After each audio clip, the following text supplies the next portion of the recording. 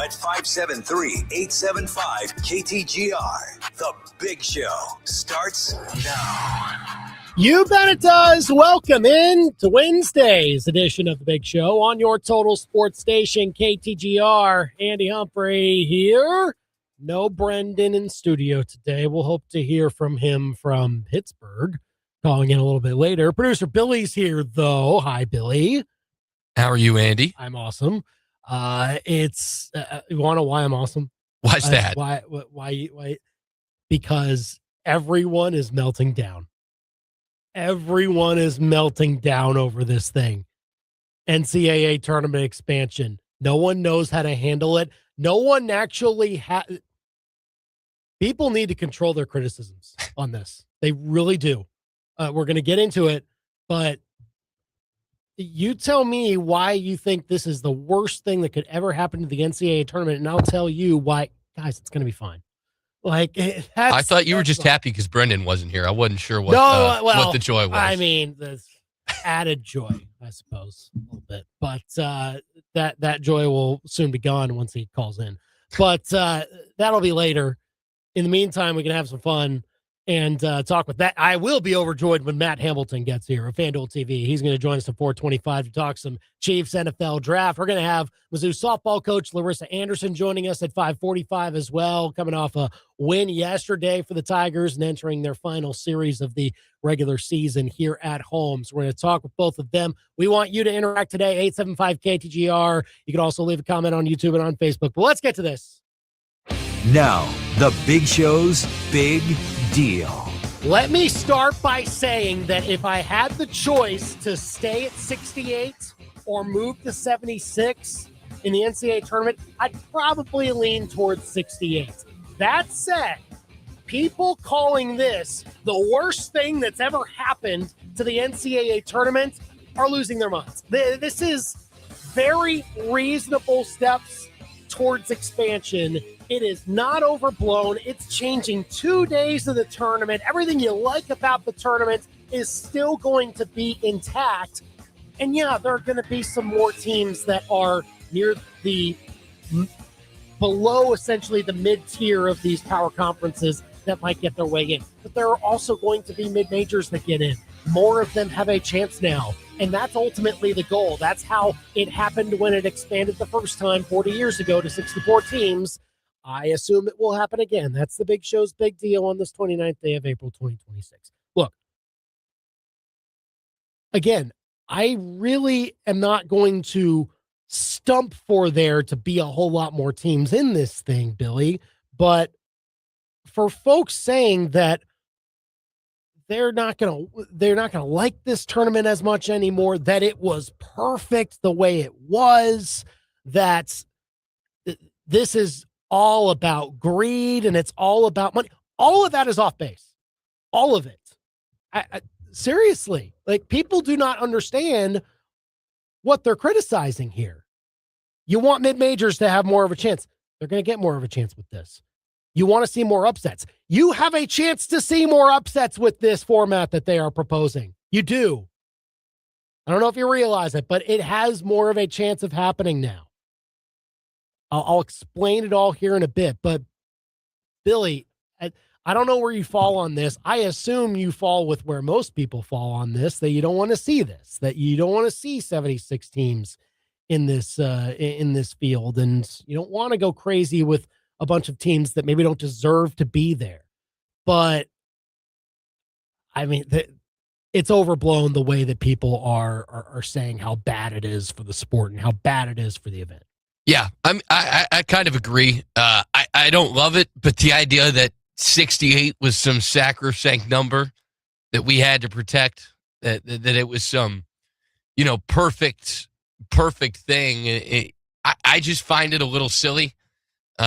Because obviously, I mean, it's been 10, 15 years since the field's been at 68. Yeah. I mean, the idea that it was this number that we needed to protect, I find a little silly.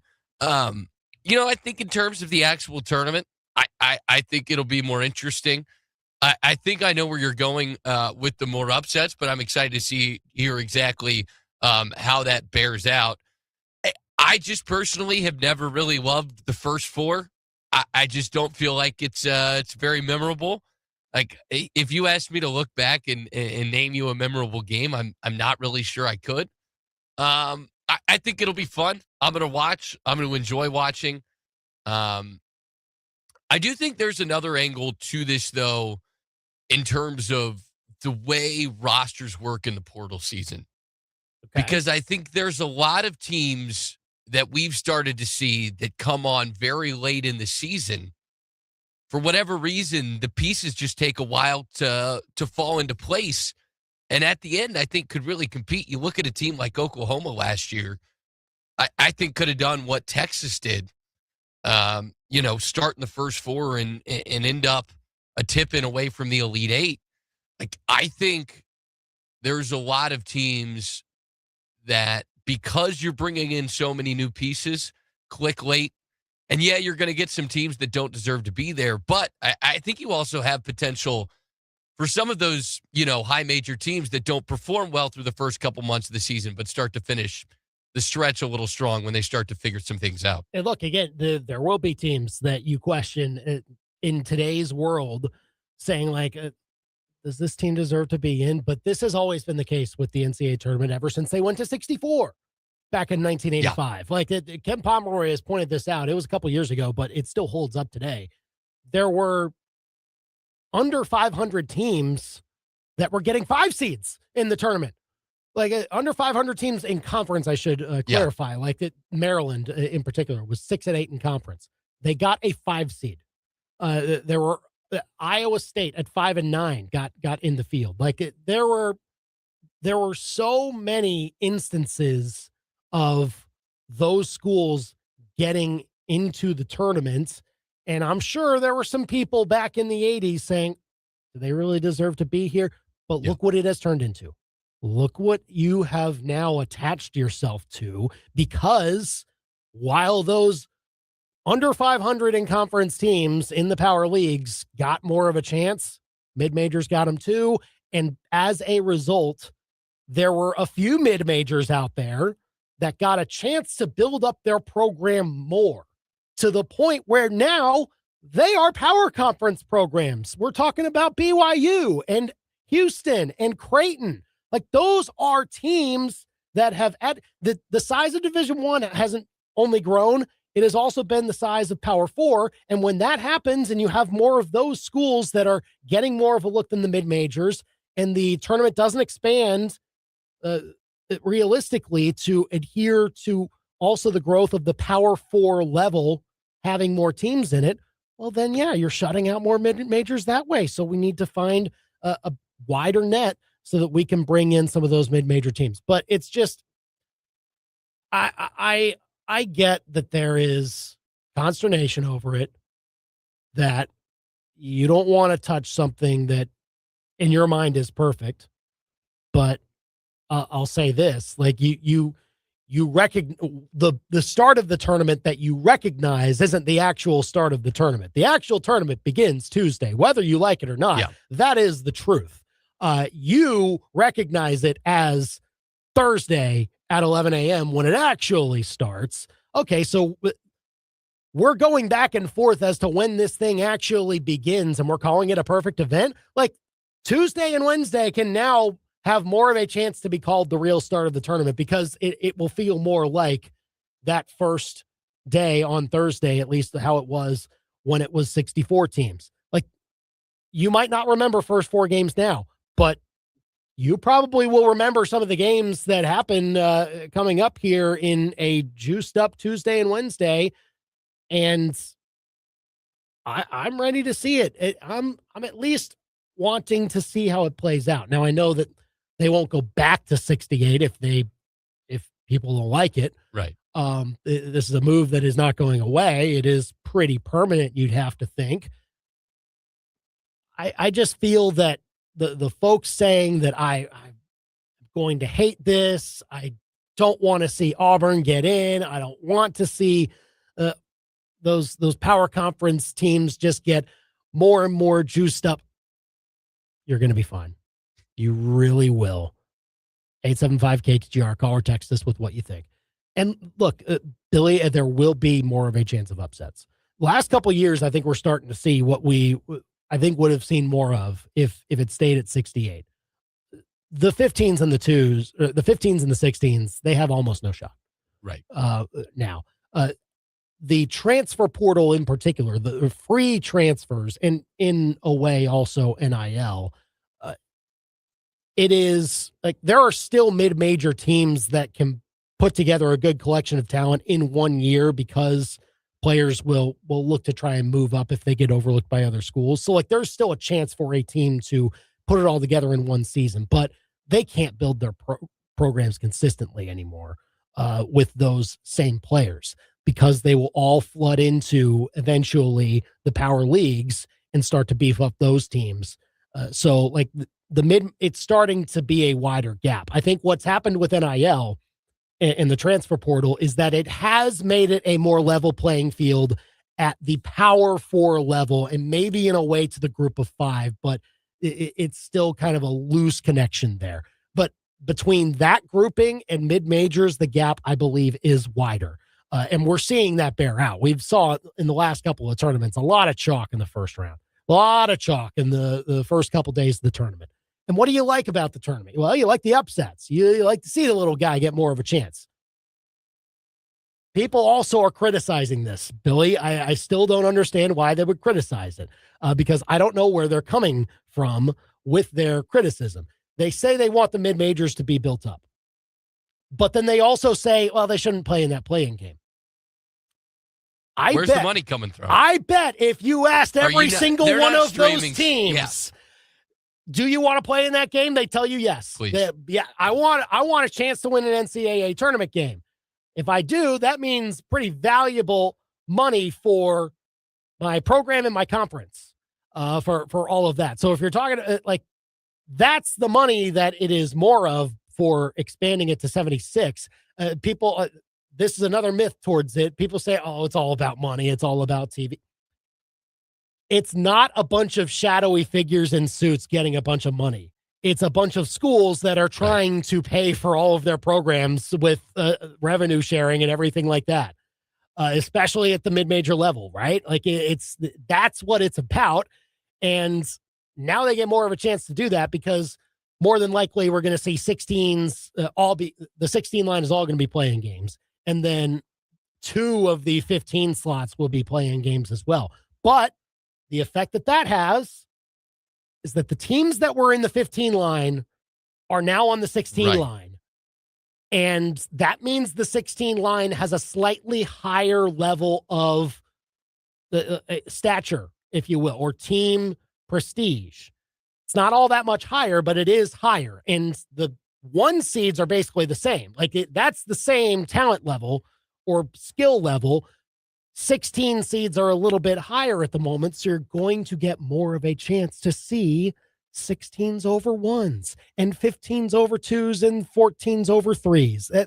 That is what we could potentially see with this. And it'll be subtle. Like you won't see it like right away, like 3 16s all of a sudden win there. No, but you'll gradually see a few more of those situations happen because all of those seed lines get stretched down a little bit. Lowers exactly. You should be. Yeah. And so so the 5-12 won't be the most likely upset part anymore. It will probably be more around the 13 over 4, the 14 over 3 even, based on, where the best mid-majors that are getting auto bids are going to be landing in the bracket. So it'll be just a minor adjustment, but this will be a better chance to maybe catch up to what the free transfer and NIL has done to the divide between power leagues and mid-majors. By crunching together the seeds a little bit, now you have more of a chance to see those upsets. Yeah, I think you hit the nail on the head. And again, that's why people want to watch.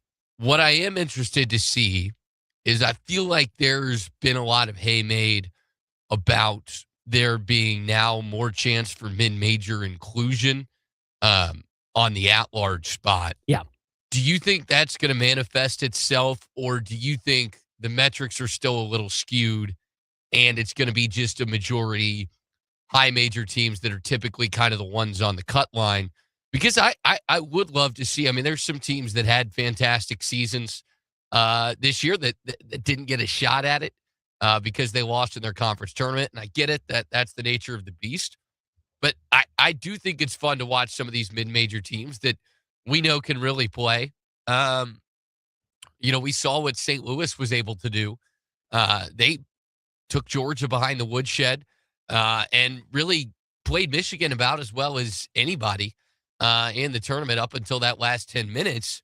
And they wouldn't have got, they got in the at-large spot. But I'm saying I would love to see more of those teams included. Look, people are using this past year and not necessarily going back years after that. They're using this past year of saying, okay, here are the extra 8 teams that there would have been. And yeah, there were some that you roll your eyes at, like Auburn and Virginia Tech and Arizona State. I understand that it might be a bit of an eyesore to have some of those teams in. I get it. Look back a couple of years after that, though. Indiana State would have been in with this. There, UC Irvine, Santa Clara, they got in this year, but like they would have been in a little bit sooner in some other years had they expanded to 76 a little bit more. There are other teams that you're not they weren't necessarily putting themselves in position this past year. And I think very conveniently, folks who are very much against this are only using this past year's data on trying to say, oh, they're only going to let high major teams. No, it will not always work out that way. And by the way, if you're really saying that in the future, this group that puts together the bracket every single year is just going to, they're just going to favor the high major teams. They're only going to throw those teams the bone and they're going to rig it for them. Like, 2 things on that. One, first of all, why wouldn't they be doing that already? They had a chance to do that this year when Miami, Ohio was the last team in the field and Oklahoma was the first team out of the field. You very easily could have just switched those teams and that would have been it. It would not have been a sound argument for me, but you could have tried to justify it by saying, well, look how Oklahoma's playing all of a sudden. They're doing really well at down the stretch regular season, made a run in the conference tournament. And, this Miami, Ohio team, I know they're undefeated regular season, but their last few games were really close. And then they took a really bad loss in the conference tournament. Like, that's the argument they could have made. They could have put Oklahoma in over Miami, Ohio. I would not have agreed with it, but guess what? They didn't do that. Like, they are not rigging this for those conferences. And by the way, second thing, you really think that group is rigging it for power conferences? Billy, you want me to read you the NCAA tournament committee? Please. Second. Okay. I'm not going to read you their names. I'm going to read to you their job titles. The job titles of everyone on the NCAA tournament committee this past year for men's basketball. All right, here we go. The Sun Belt Commissioner, the Minnesota AD, the Alabama AD, the Georgetown AD, the Samford AD, not Stanford, Samford, the Big Sky Commissioner, the Temple AD, the Manhattan AD, the West Coast Conference Commissioner, the Abilene Christian AD, the Oklahoma State AD, and the Syracuse AD. So for those who are keeping track, that's 4 athletic directors or administrators from power conference leagues. If you wanted to count Georgetown because they're in the Big East, fine. Okay, that's 5. But if you're counting them, that's 5 out of 12. That is still a majority of people that are from mid-major leagues. That's the group that's rigging it for the power conferences? Really? It goes deeper than you realize, Andy. Oh, okay. I don't understand because I'm titles. Not in that. Yeah, this is like a mob thing. Oh, I see. Elaborate covers. Oh, well, I would assume that the chairperson of this committee has more power than anybody else. Who was the chairperson? Oh, it was the Sun Belt Commissioner. Yeah, like, people, let this play out. Like, the history of NCAA tournament expansion has been all about building up the teams that do not get a chance to be in this tournament. And now, because we've had this for 40 plus years, teams have been able to be in this tournament for much more often than they were before, and they have built their programs up as a result in college basketball. Like, this is a reasonable, this is not 96. 96 is terrible. Like, let's not talk about 96. 96 would lose me, and I would not be in favor of that. This isn't 96. Like, this is 8 more teams. It is not at all kicking out any mid-majors from this and making it a worse experience. I think exactly the opposite. 875-KTGR if you want to call or text this. Oh, and by the way, another criticism of this is, and maybe it's not even a criticism, maybe it's just a shifting of our mentality, which I think would be okay. Yeah, it probably means that if a power conference coach doesn't make the NCAA tournament, that you got to really look at their job status.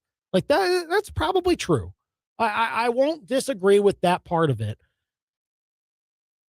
But I mean, if we're okay with that being closer to the line of make the tournament versus not making the tournament, let's really see what type of coach we have here. I'm totally cool with that. And look, we had to do the same thing in college football. I mean, a bowl game now is, I think, no matter where you are, sort of the expectation. Yeah. At least on the baseline. Oh, yeah. And you look back 15, 20 years ago, I mean, that was an achievement to get to a bowl. You know, I don't even think we're to that. I mean, I think if you're from Power League and you're not making a bowl, then, oh, man, that is really tough.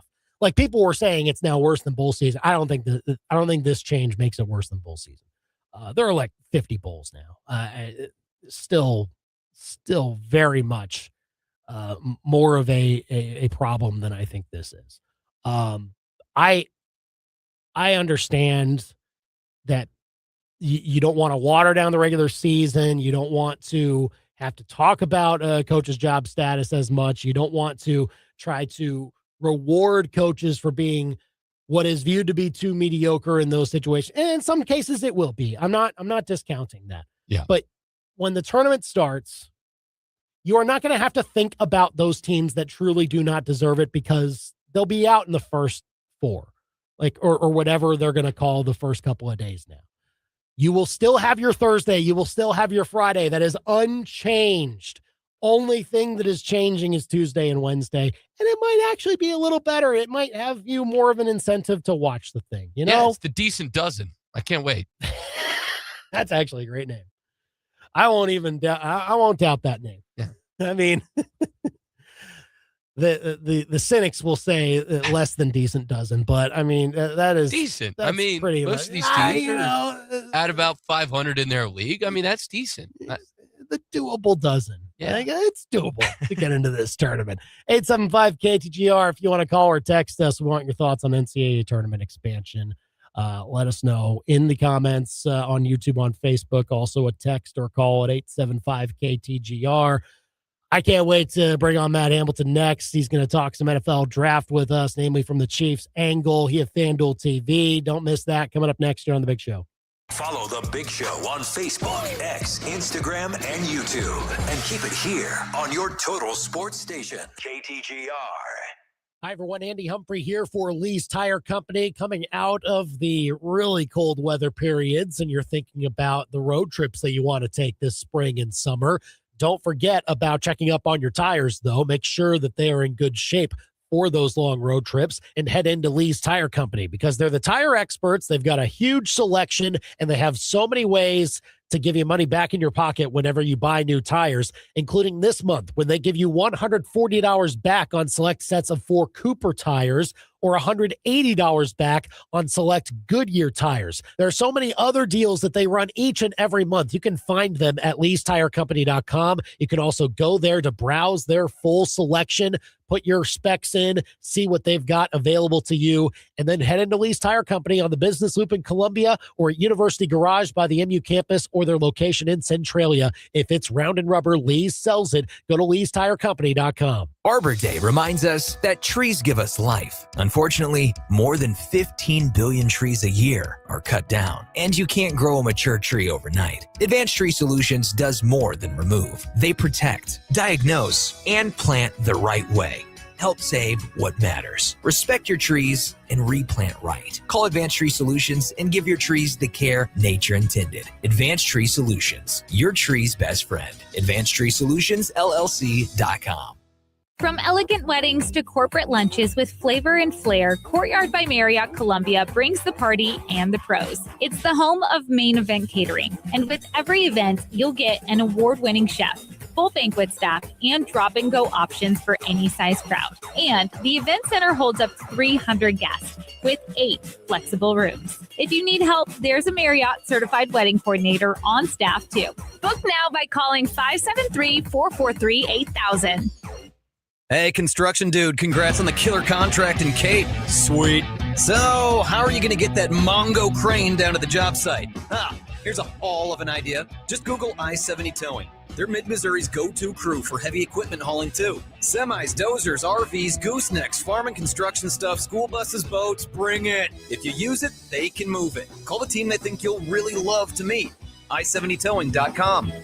Goosenecks. Give me some long necks. My name is Cornell Dillard. For many years, I was stubborn from getting a hearing aid because of the stereotype. I went to hearing aid consultant because they're not trying to move a product. They want to work with you to make sure that you can benefit from their services. And I must say I was not disappointed. And I regretted all the years I let my pride interfere with my ability to hear what I'm hearing today.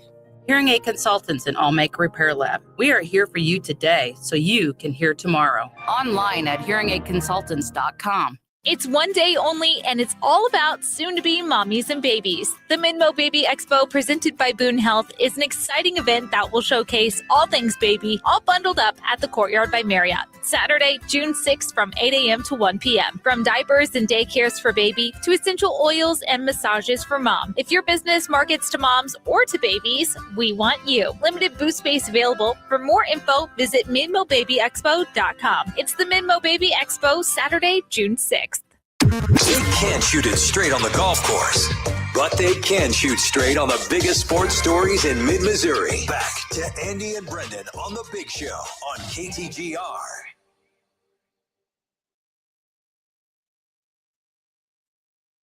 Back here on The Big Show, KTGR and the KTGR app. 1 week after the NFL draft concluded in Pittsburgh, and now talking about how everybody did, particularly for the Chiefs. It was an interesting draft for them, important one coming in, and certainly with the players they got out of it, you can definitely be excited about that defense, and we'll see what that means for this year's team as we now bring on our good friend Matt Hamilton of FanDuel TV. You can catch him on Up and Adams with Kay Adams, weekdays every morning on FanDuel TV, and great to have him here on The Big Show once again to talk about the Chiefs. And Matt, I mean, we talked about how important it was to use these picks wisely and to maximize the potential with how high their picks were based on what they did, trading up to get Mansour Delane and then using whatever else they had left to get as many guys on that defense to fill it out. How did you kind of see it all play out from the Chiefs' end? Yeah, and I think there was a little bit of a shock to, the Chiefs trading up to take a corner. I don't think we really saw that coming. But once you get past the initial kind of shock over that, like, hey, if they're going to, you figured if they're going to trade up, it'd be an edge. There's a lot of smoke around Ruben Dane maybe being the pick. When you really dig into Mansour Delane, it's hard not to really like the pick when you look at how sticky he is in coverage, the instincts. I love one thing I look at with corners is like, are you a robot? Are you just doing kind of, everything by the book? Or are you reacting and reading and diagnosing what's going on? And he is absolutely not a robot. I think he's a natural football player, has a really high IQ. Really think honestly, because if you look at it with McDuffie, the issue, right? Like he from watching the Chiefs from all the metrics, everything, he was at his best when he was in the slot. And it seemed like that was something he wasn't as interested in doing in Kansas City anymore. If you look at it last year, he played 80% of the time on the outside. And he's good on the outside, but he wasn't as good on the outside as he was on the slot. I think Mansour Delane has a chance to be a better outside corner than All-Pro Trent McDuffie was. If you're looking at it that way, if you're choosing between McDuffie playing primarily on the outside versus Delane playing primarily on the outside, like I do think Delane's ceiling there is higher. And then as far as Peter Woods, I think he's somebody who has a ton of potential. We had Dane Brugler on the show yesterday. I think he put it best when he said, like, why are you still a caterpillar and not a butterfly? I think that's maybe the thing you're waiting on, is that potential hasn't fully been realized yet. But I think he's going to a great situation to flourish in Kansas City. And again, when you're talking about traits and upside, if he does put it all together, he's a guy that's, a top 15 kind of value. It's just, you got to get it out of him because the ability is all there. He just hasn't shown it consistently. But he is a guy that really pushes the interior of that pocket. And I know you look at some of the numbers and the lack of pressures, the lack of sacks, things like that. But when you watch his tape, he affects the quarterback on passing downs. He pushes that pocket. He closes up gaps in the run game. Like the stuff that doesn't show up in the stat sheet, he does do well. But there's a lot to clean up there too. Yeah, it definitely was an interesting pick there after they went with filling their corner need. And we knew that they were going to get a corner. It was maybe surprising, though, that we had seen the Chiefs maybe wait a little bit longer to fill that need in the draft before, because they knew they could develop the right guy into a starter or maybe even an all-pro type down the line. Curious with how you kind of saw not even just the mindset to just go all defense with those premium picks that we had talked about going in, but also even realizing like they wanted to make sure that Delane was on this team very clearly, and they were willing to give up number 74 for it. I just wonder how you kind of viewed that, whether it was better to go after that player forward or maybe getting an edge at that spot. Were they able to have one available to them? Yeah, it's tough. It wasn't, again, when you look at the totality of this draft, I thought there was depth at corner. So there was a part of me that had, like, I loved Chris Johnson's tape out of San Diego State. He went 27th, I believe, to Miami. So a couple spots ahead of where the Chiefs would have been. He's somebody I was targeting that they maybe could have made a slight move up at the end of the first round to grab. But listen, you listen to Pete talk about him. They love the kid, and they're convinced he's going to be an all-pro corner. And when you look at the tape, like there's no reason to think he won't be. Corner, I feel like, is always a tricky spot, though. There's guys that should project really well that don't always. I feel like it can be, when you look at guys that didn't quite work out in the top 10, historically, there's a high percentage of them that are corners. But I think really digging into Delane's tape more and more since the pick, I can see why they fell in love with him. And I like the pick there. Again, I might have gone edge rusher first, but again, when you see the draft, that's why it's hard, like on night one, to fully evaluate everything, because you have to see how the rest of the draft plays out too. And I do love what they ended up doing at edge rusher with our Mason Thomas. I think, okay, he's not a guy that's going to be on the field, at least early in his career, on first and second downs a ton, because he is a little, on the lighter side. But he is as explosive a pure pass rusher as there is in this entire draft. He is a speed demon off the edge. He has a lot of power for his size too. And I think the biggest issue the Chiefs defense has had over the last few years is on third down, being able to generate pressure with four, in obvious passing situations, being able to generate pressure with four. I think he goes a long way in solving that issue. So, while they didn't go for maybe the top tier edge rushers in this draft, they got a guy who's really going to solve a huge area of need for them and has a lot of room to grow, I think, as well. Matt Hamilton, producer and on-air host for FanDuel TV here on the Big Show, KTGR, and the KTGR app. It was also interesting later in the draft that they go after a running back there from Nebraska, Emmett Johnson. So we're seeing a complete revamp of that room. When you add Kenneth Walker, they sign Amari DiMercato in free agency too. And then they go and get Johnson to add with Brashard Smith. Just how are you now seeing that running back room develop and what we could see as far as the Chiefs are wanting to utilize it this year?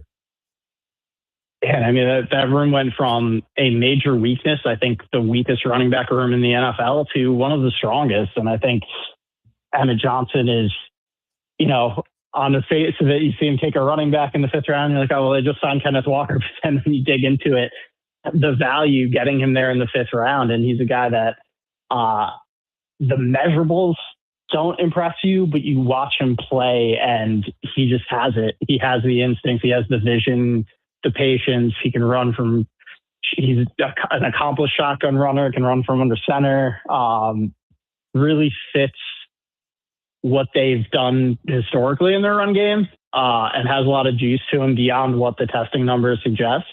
And yeah, I think, Brashard Smith, I would still expect to be a decent part of things too. I liked what he showed last year, and obviously Kenneth Walker. This is, I think we're going to see a renewed, and bringing Eric Bieniemy back, I think we're going to see a renewed commitment to the run game so that it doesn't all have to be on Patrick Mahomes. And that's a good thing. Obviously, you want the ball in Patrick's hands as much as possible.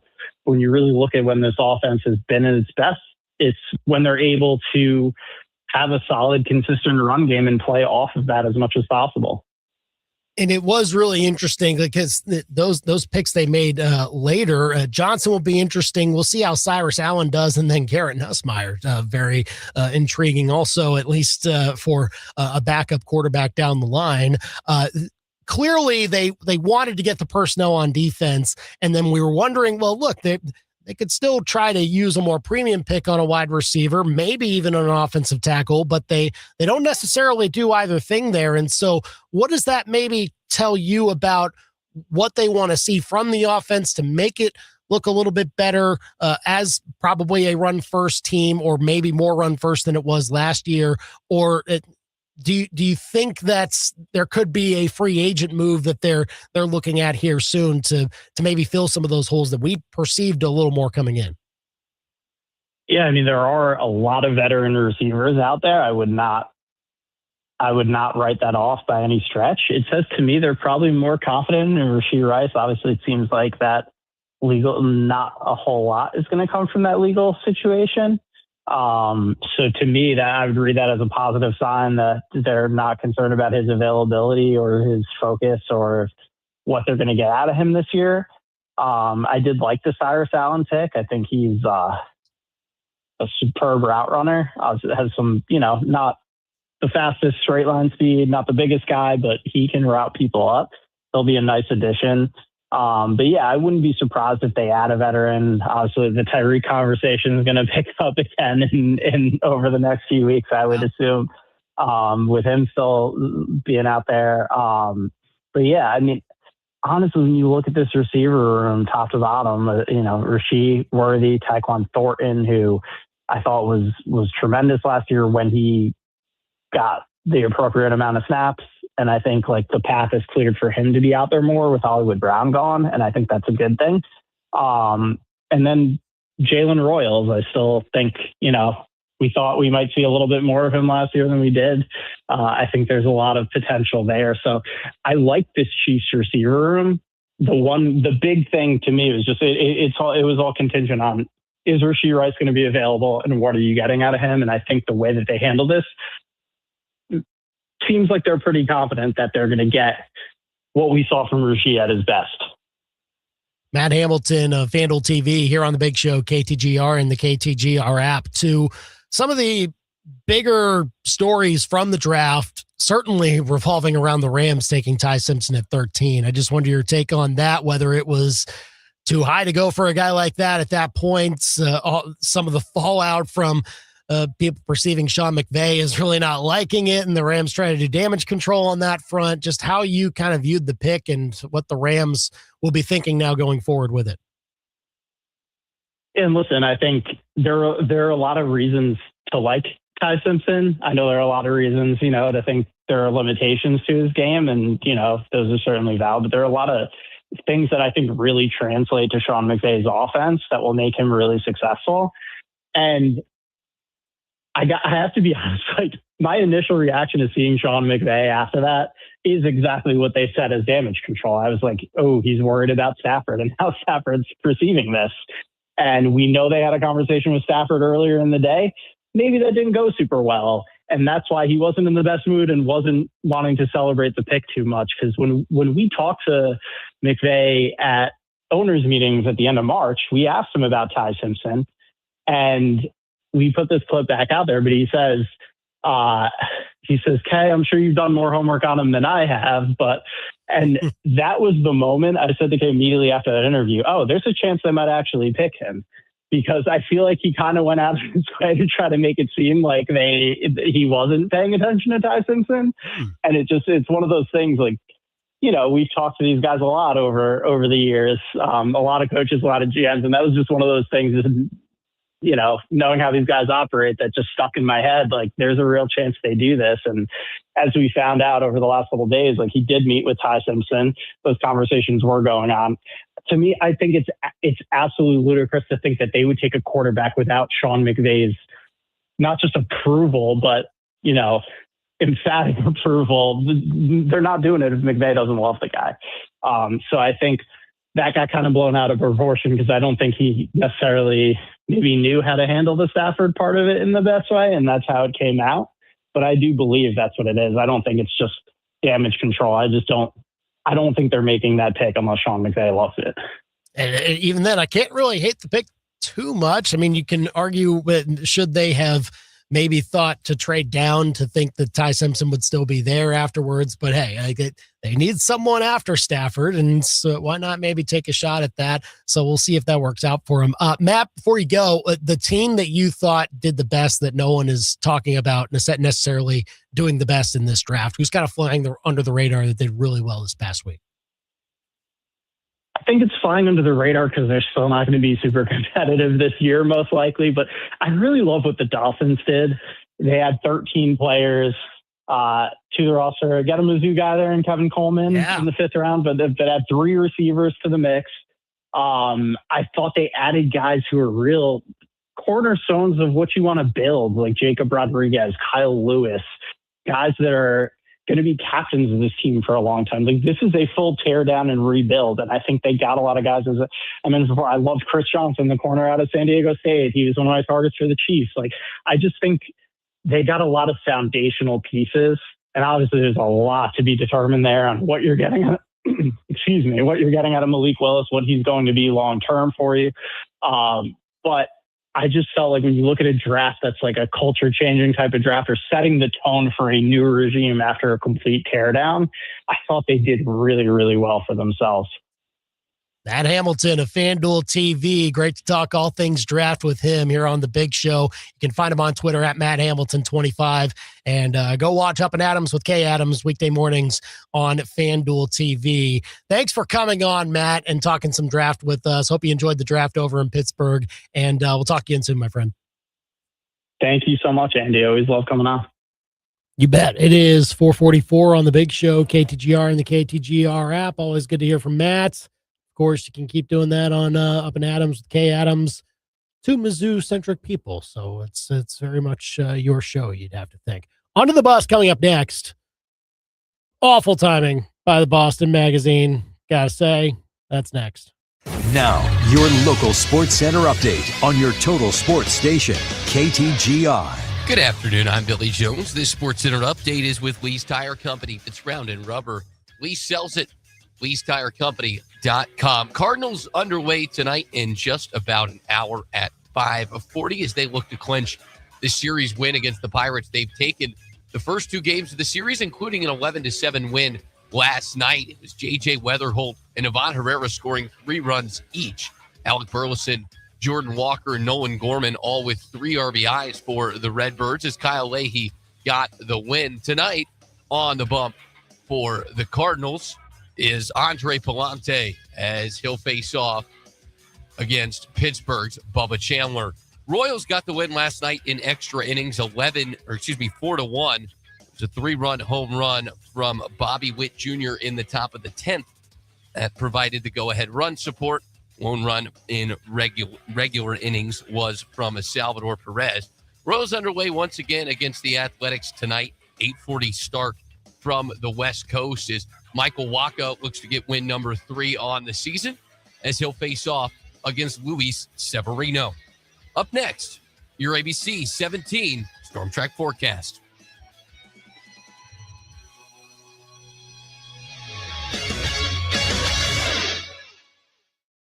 Tracking a cool night with temperatures falling down into the mid to low 40s, so you'll want a coat in the morning and consider an umbrella tomorrow with showers in the late afternoon, mostly after 3 to 4 o'clock tomorrow afternoon and evening. We'll see drier weather for the weekend with temperatures in the 60s on Friday and Saturday, jumping to the 70s on Sunday with more rain chances by late Sunday into Monday. I'm meteorologist Nate Splater, and that's your ABC 17 Storm Track forecast on your total sports station, KTGR. On Simmons Field, swinging a ground ball hit past third and the left. That's a base hit. And across the SEC, fastball swing and a miss. He struck him out. The Tigers are ready to roar. There it goes. Long drive, deep right field. That is gone. This is your radio home for Mizzou baseball. The Tigers win this one in a walk-off here in the bottom of the ninth inning. Mid-Missouri's total sports station, KTGR. Play It Again Sports, Little League Soccer, low lights. Emma into the box, she shoots and scores for the other team. Shot on net, and the goalie is nowhere to be found. Oh, there he is. He's back from the porta potty with Dad. Owen into the open, dribbles, stops, and waves at his mom. Hi, honey. Kids' sports aren't always pretty, but with the right gear, they can at least look like pros. Play It Again Sports in Columbia. Think of them first so you don't finish last. PlayItAgainSportsColumbiaMo.com. Play it or plunge it with Brian Ware Plumbing. There's a guy that we all know, making sure our water flows. With a plunger in his hand, he's the hero of the land. You better call Brian Ware Plumbing. The clogs and leaks, they never saw coming.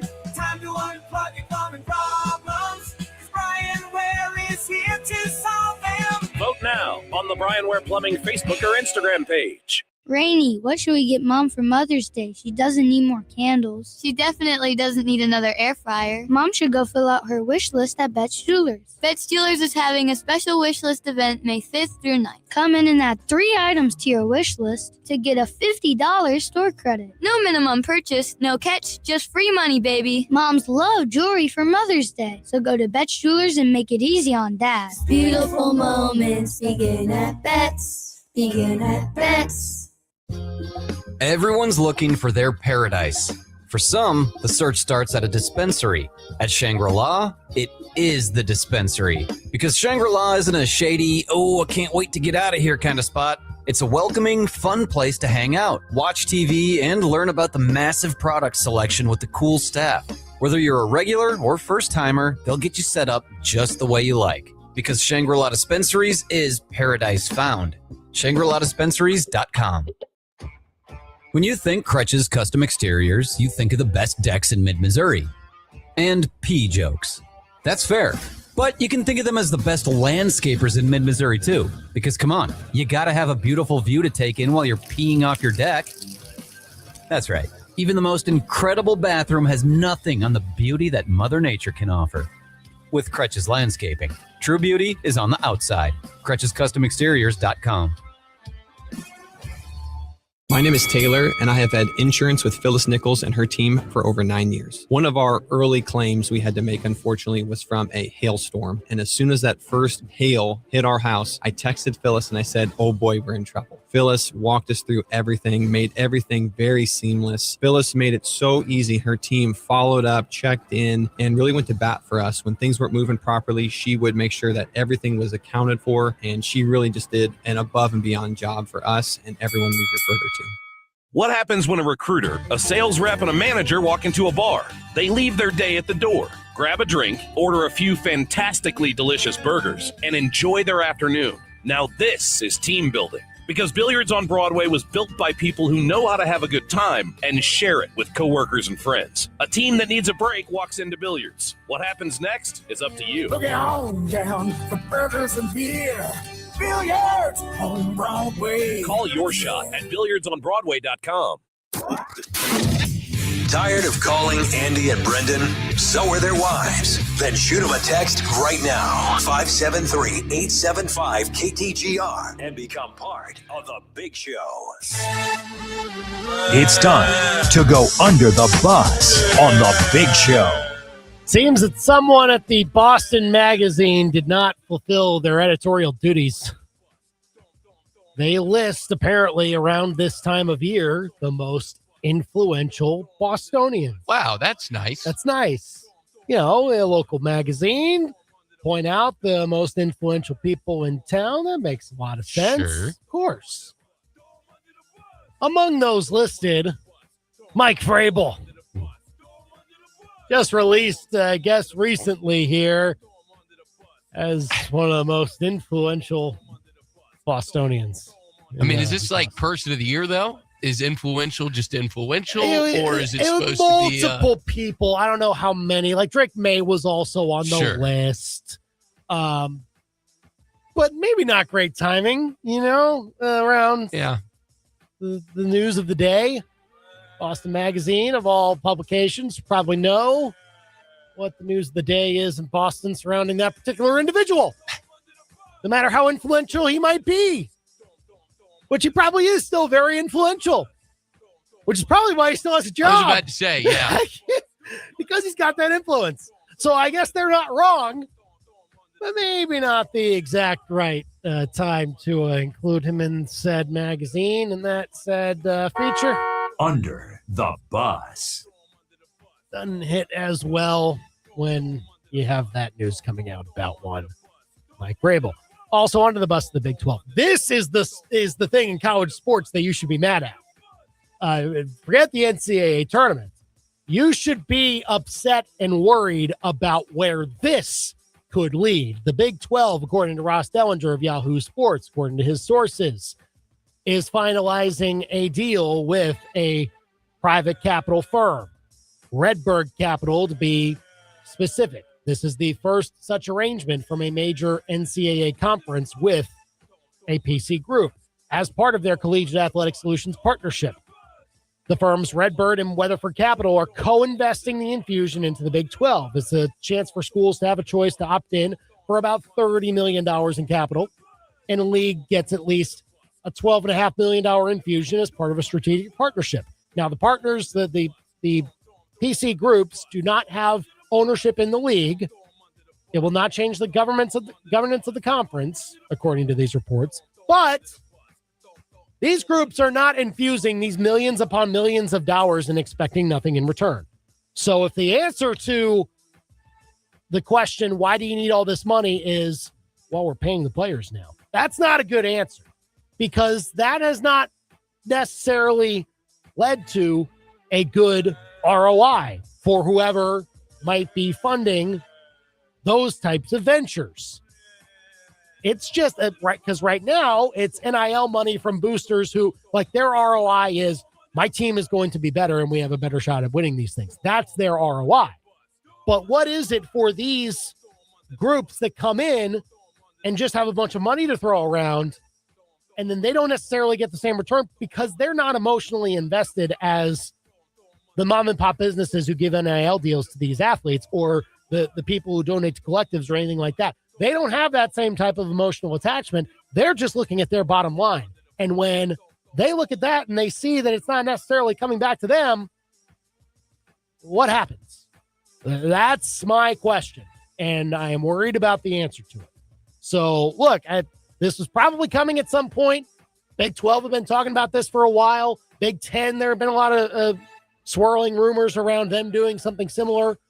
But this is the news of college sports that you should actually be worried about the end result, as opposed to however many teams are going to be in the NCAA tournament going forward. Under the bus. Look, I don't know how that's going to end. Hopefully the Big 12 uses it to their advantage and can make it worthwhile for whoever is giving them that money. I have my doubts. It's time for the sweetest thing in sports on The Big Show. Hey, how about Columbia College got a new men's basketball coach? Their coach this year is very successful, moved on to a bigger job, and so they bring in Tyler Bradyhoft. That's how you pronounce his name. new Columbia College men's basketball coach they announced today. So congrats to him, and seen CC Men's Hoops have some pretty strong teams throughout the years. Look for that to maybe continue under Tyler Bradyhoff coming over from Avila from the KCAC conference, basically bordering the AMC at the NAIA level. So welcome to Coach Bradyhoff to Columbia CC Men's Hoops. Good to see that for Columbia College. As a reminder, be sure to check out ktgr.com where you can go and sign up for the Cougar Club and Scholarship Fund Golf Tournament. That's coming up Monday, June 1st. Of course, we'll be out there for that, as we always are. Brendan and I will have our little friendly competition with each other on our four-person team. Even though we're on the same team, we still like to compete with each other that way. We will be letting you know about all those details coming up, so you can go and check them out at ktgr.com or on the KTGR app. Maybe even a chance to win a four-person team down the line. We'll see. But just stay tuned for those details and go and check out ktgr.com if you want to sign up right now or become a sponsor for the event at the Cougar Club and Scholarship Fund Golf Tournament, Monday, June 1st at the Columbia Country Club. Cardinal offense starting to trend upward some more. We're going to talk about that and whether it can continue and keep this team in at least the competitive realm. And Brendan's going to join us for that chatter, as well as some talk on Brendan Sorsby. Plus, Larissa Anderson joins us at 5:45 on The Big Show. Play it or plunge it with Brian Ware Plumbing. The bathroom made my wife cry, so I said I'll just DIY. I'll fix this on the first try. Why?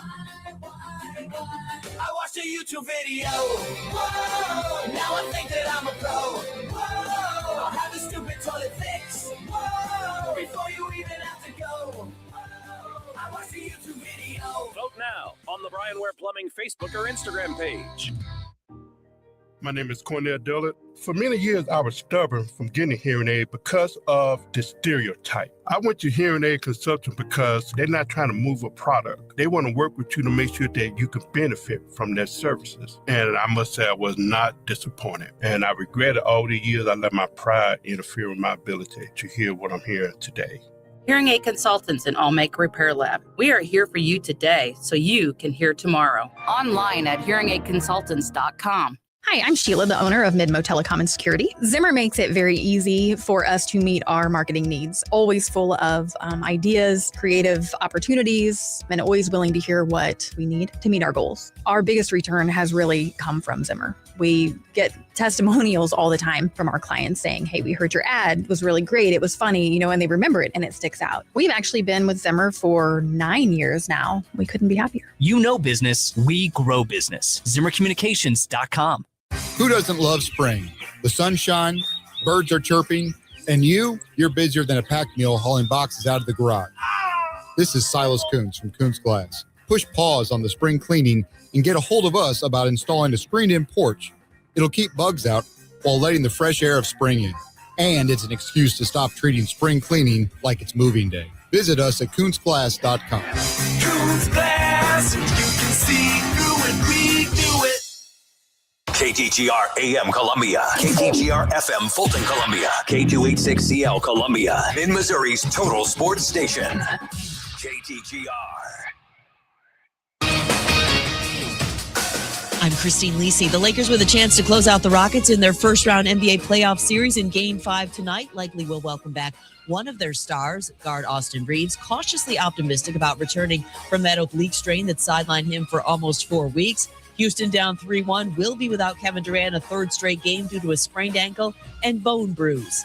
ESPN NBA insider Shams Charania. This injury has caused stiffness, swelling, a lack of mobility in Durant's ankle. And so now the Rockets are going to be without him tonight in Game 5. There's a chance that this series extends to Game 6. He's going to be out through Game 6 as well. So they're going to rely on their young core, starting with Reed Shepard, Amen Thompson, Jabari Smith Jr., Alperen Sengun. They're actually at plus 31 in their 61 minutes of action in this series. Houston, LA, 10 Eastern, ESPN. NFL Cowboys receiver George Pickens officially signed his franchise tender, so he'll make $27.3 million this season. Dallas revealed last week it will not enter into negotiations on a long-term deal with Pickens. Texans agreed on a 3-year, $54 million extension with linebacker Azeez El-Shaair.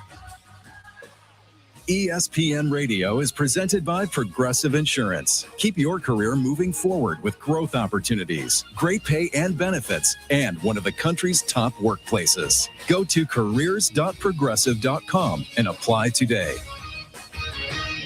From Faro, 15 to the 10, to the house. Bush, Back to the wall, and it's got her. and Arrowhead, Touchdown! Kansas City! to your speakers. This is the big show, baby. Get fresh takes on the biggest sports stories in mid-Missouri. Right now, this is The Big Show with Andy and Brendan on KTGR. Hour number 2 of The Big Show here on KTGR. Cardinals underway in just about half an hour plus. Offense has seen a little bit of a renaissance as the Redbirds have had a hot start to the campaign. Top 10 in the league in runs scored the last 2 weeks, and everyone got in on the fun last night. 11 runs. Each player in the lineup got at least one hit. We'll also talk about Brendan Sorsby from Texas Tech, his suspension, what that could mean for the future of college sports as far as it relates to gambling. And then Mizzou head softball coach Larissa Anderson's team faces their final regular season series of the year this weekend as they welcome the 8th-ranked Lady Volunteers of Tennessee. We'll talk about how her group's progressed and how they hope to finish. All that and more. But first, it's 5 o'clock. It's time for the Top 5 at 5 on The Big Show. Number 1. If you want to trade away for curtain number 1, you can have curtain 1. Cool your jets, everyone who is upset about the NCAA tournament expanding from 68 to 76, as if those 8 teams are really going to ruin your tournament. Really? I mean, this is the largest expansion we have seen since they went from 32 to 64, whatever it was, back in 1985. At least use a different argument than what was used back then. You're letting too many mediocre teams in. Yeah, I mean, and the tournament got better over time with that setup because teams adjusted to it, they responded to it, and they beefed up their programs as a result. I think this is a reasonable step forward. I would have been fine at 68 too, but 76 is nothing to be way upset about like people are doing. It's not going to ruin your experience. It's all going to be okay. Number 2. Number 2, your timing is impeccable. 3 different Cardinals had 3 RBI yesterday. I almost said Brendan Donovan. Not him.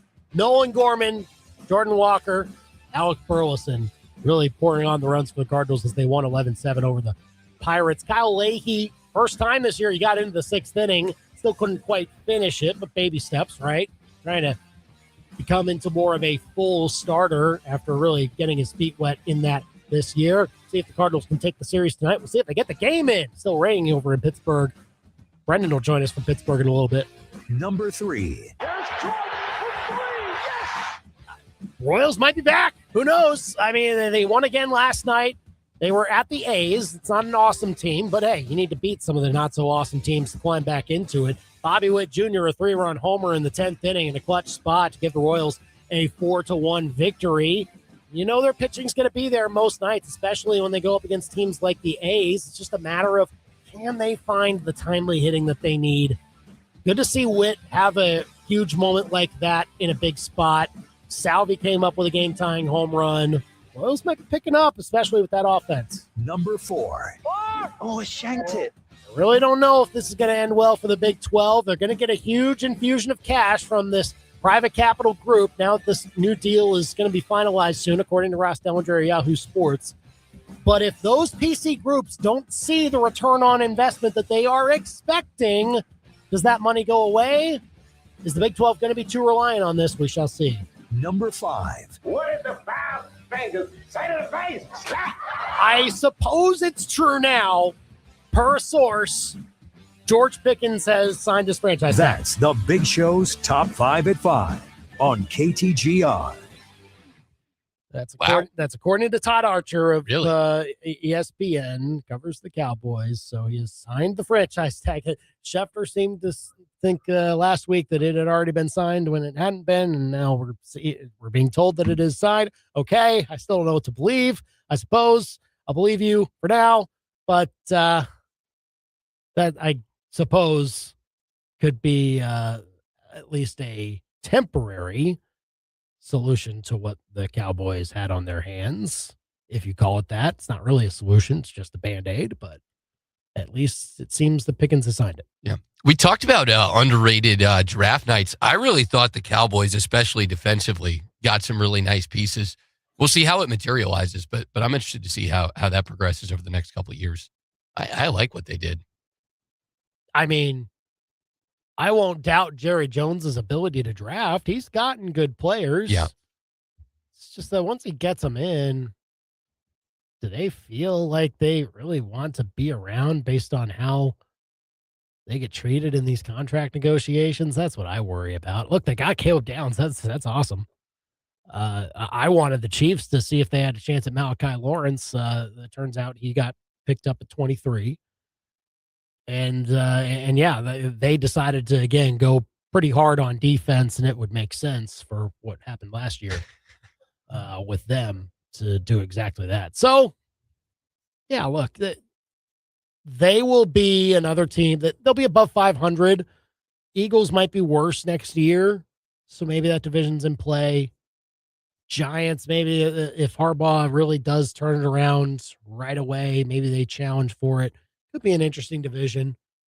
Obviously have a few more months to really dive into every division. But, yeah, the Cowboys did okay. I love the Downs pick. If the Chiefs had just stayed at 9 and picked Downs, even if Mansour Delane was off the board, I would have been fine with that. But they really wanted their guy. They were really dead set on having him. Okay. All right. See how that works out. Call or text us at 875-KTGR if you want to chime in on the show. Thanks for joining us on the KTGR app, KTGR.com, on YouTube and on Facebook as we await the Cardinals. But their pregame coverage is underway now. Not sure if we have seen any updates yet from Pittsburgh as to whether the game is still on time.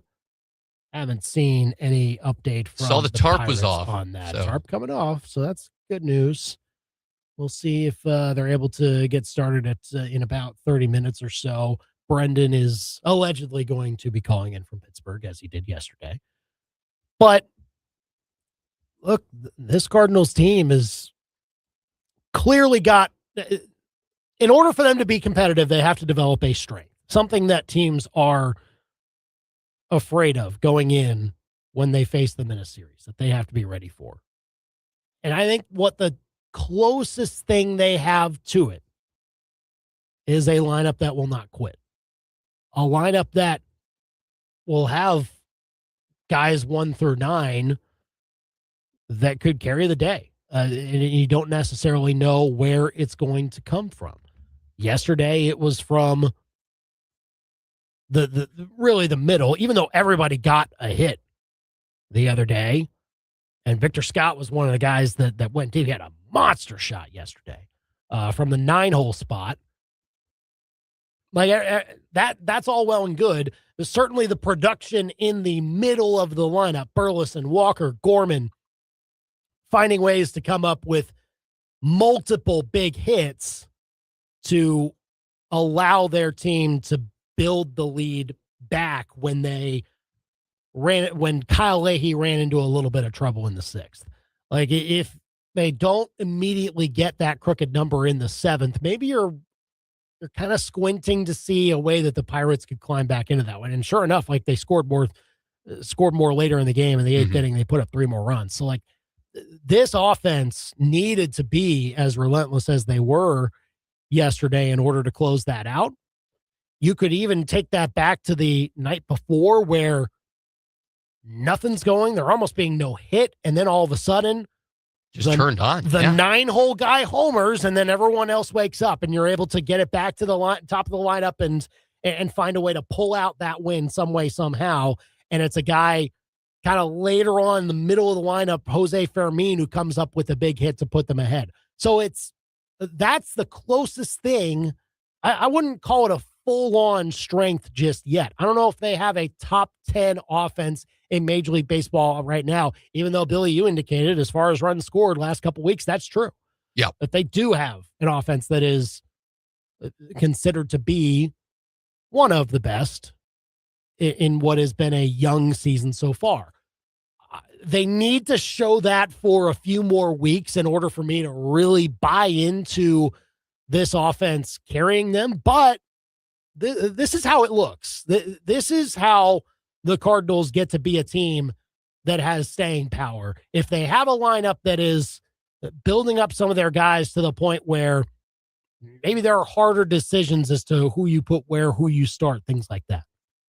Yeah, and we'll obviously see, if it continues. And I know it's a small sample size, but you look over the last 2 weeks, it's been Herrera, Church, Weatherholt, and Wynn that have really led the way. All guys right now, if you just look over the past 2 weeks, OPS over 800, like we'll see, obviously where that can, where that goes from here. But I think when you talk about a lineup that can really touch you from top to bottom, I mean, these are 1 and 2 and 6, 7. Like that's where, if you are going to be a team that builds its strength on, coming at you in waves, which I think is what this team has to do, I think you set yourself up quite nicely, at least with what these guys have been able to produce. And Burleson and Walker and Gorman have all been pretty consistent this year. So that to me is the question: is can these guys around to continue? Can they continue to produce? Because even if you don't have guys producing at a superstar level, I think that identity can really start to form. And I think there's just this sense with the team that they're going to find a way to do it. And I think when you keep reinforcing that, if they can continue to play the way that they have, I think this team could be dangerous. And look, I don't think that Nathan Church will finish with a 750 OPS this year. I don't think that. It's where he's at the moment, though.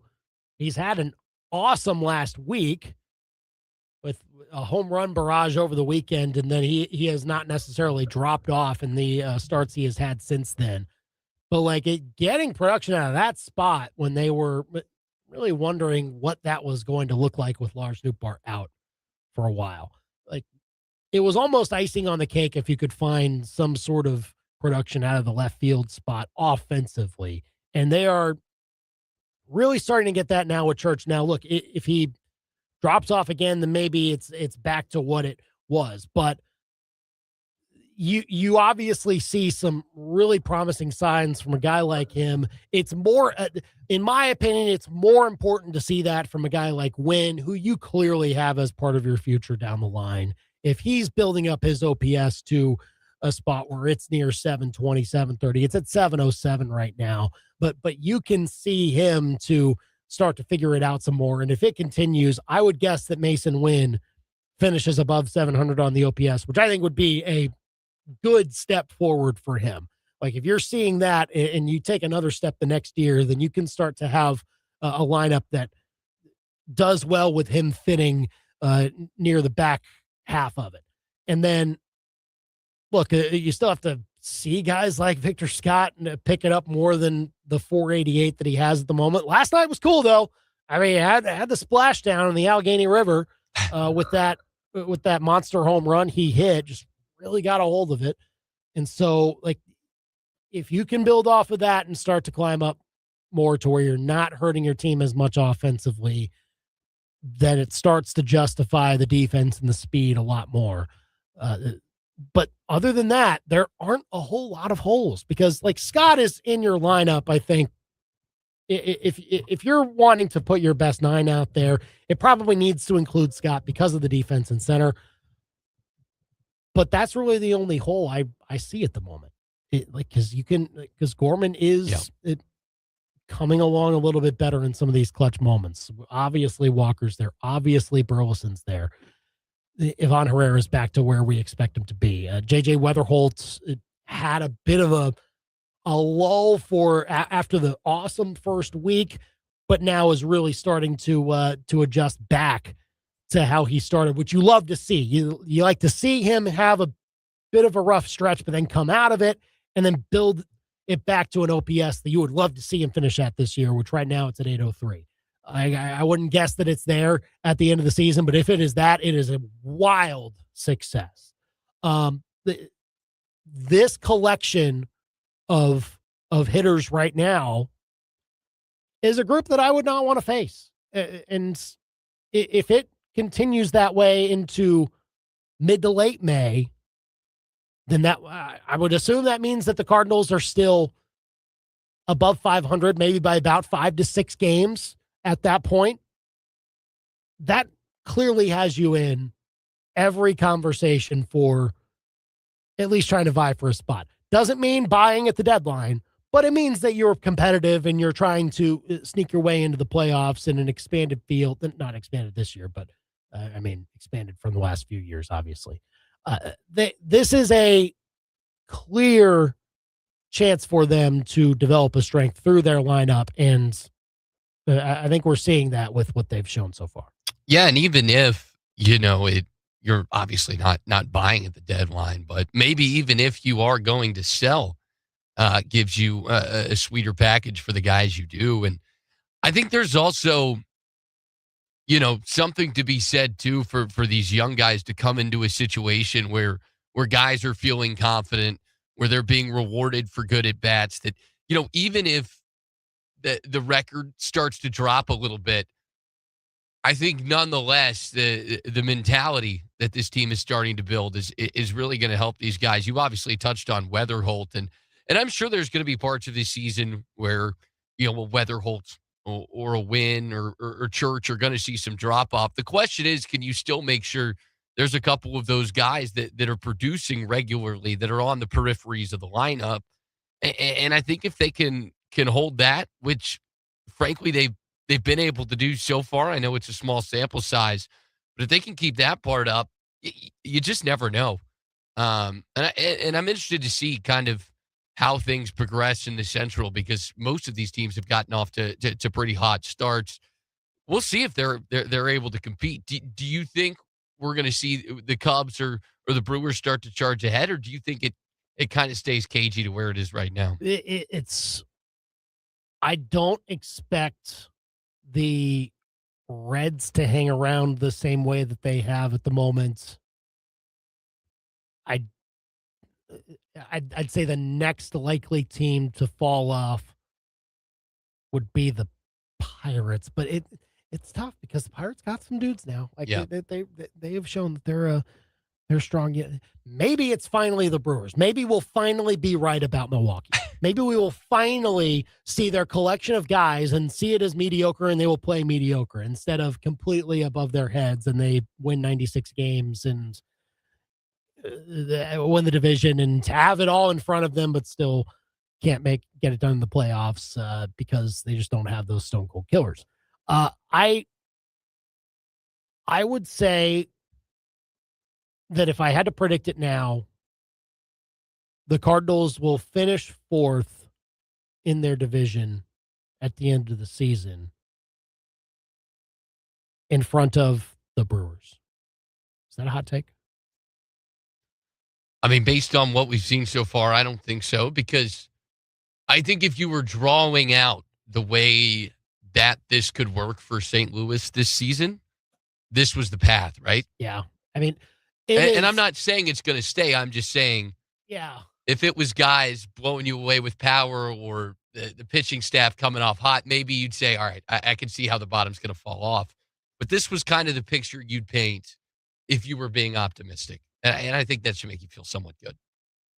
Look, I still expect there to be a drop-off. I still expect them to sometime in June or July, if not sooner, to have a stretch that shows them what we were always going to see, that there will be a bit of a rough patch for several young players that they can't work out of, at least in that time, and it's going to bite them in a chance to stay within a few games of whoever's at the top, whether it's the Cubs or the Reds or somebody else. That is going to, it's going to hit hard. At least now this year, Cardinals fans might be more ready for it.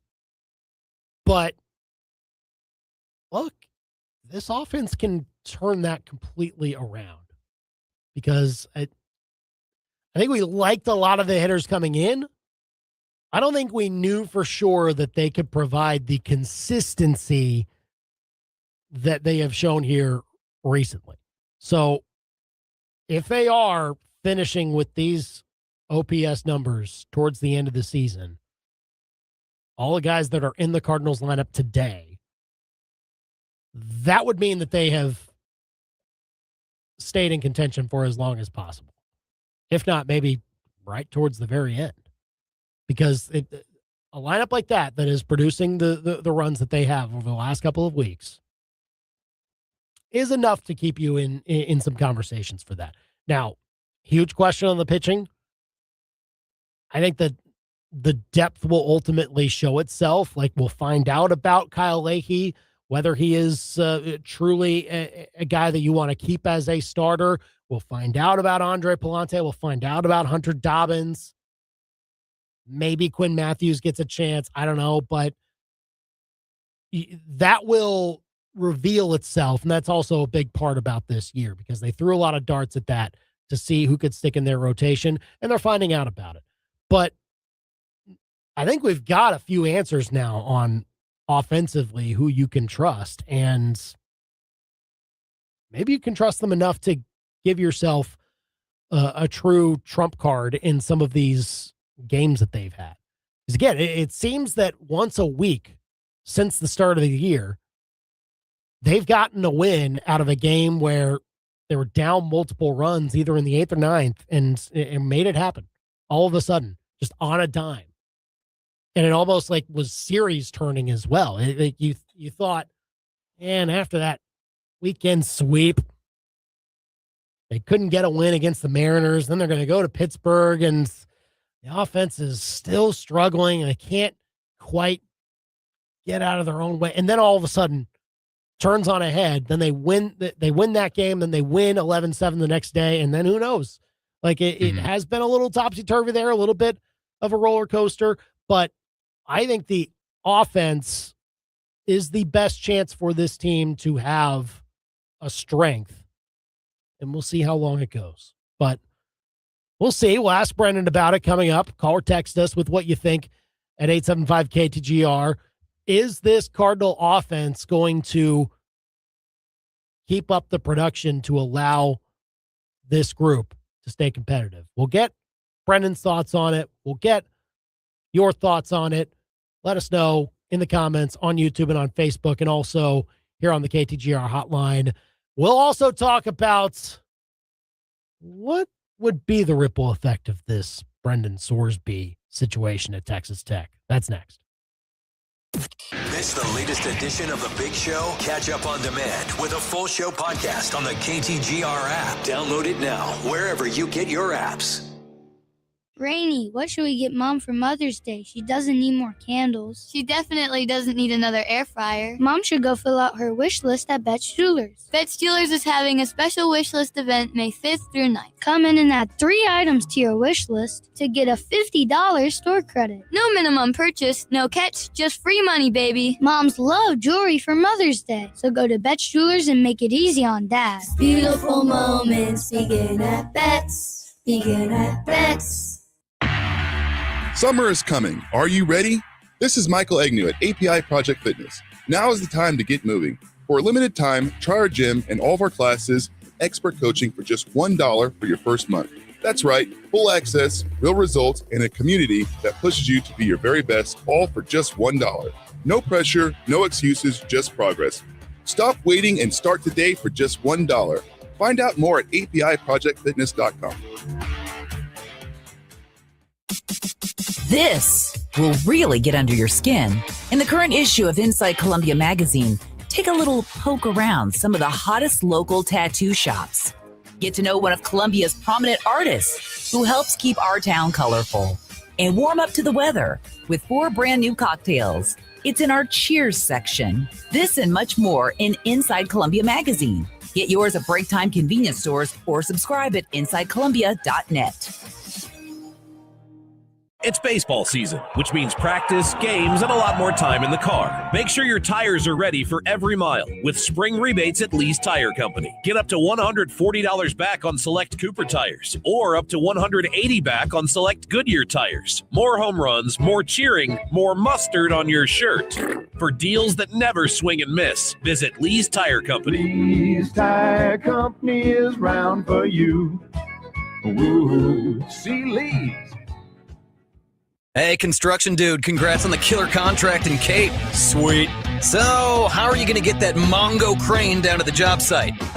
Here's a haul of an idea. Just Google I-70 Towing. They're Mid-Missouri's go-to crew for heavy equipment hauling, too. Semis, dozers, RVs, goosenecks, farm and construction stuff, school buses, boats, bring it. If you use it, they can move it. Call the team they think you'll really love to meet. I70towing.com. Goosenecks. Give me some long necks. When people visit your place of business, everyone has a great time. You're giving families and friends a way to break up the boredom and have some fun together. Now you just need more people to enjoy what you have to offer. That's where ShopMidmo.com comes in. When you're part of ShopMidmo.com, thousands of potential customers will see your offers, helping you build your exposure. ShopMidmo.com is a great tool to give your business and fun experiences a jumpstart. Contact us today to find out more at ShopMidmo.com. ShopMidmo.com. Nobody wants to be picked last or finish last in the standings. Last strike of the last inning? Nope. And you never want to be the last one finishing your laps at practice. So when baseball and softball season get here, don't wait until the last minute to gear up either. Head to Play It Again Sports in Columbia. They've got everything your athlete needs for the upcoming baseball and softball seasons, plus gently used equipment too. Play It Again Sports. Think of them first so you don't finish last. PlayItAgainSportsColumbiaMo.com. If it's Mizzou sports, it's happening here. Now, back to the big show on KTGR. Well, we're getting set for Cardinals baseball.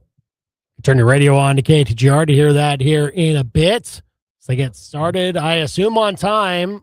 Brendan joining us from Pittsburgh on the KTGR hotline. Are they starting on time? Is that happening? Is it going? Yep, on time. Oh, wow. On time. The Pirates are being announced as we speak, and they're going to get this thing going as scheduled.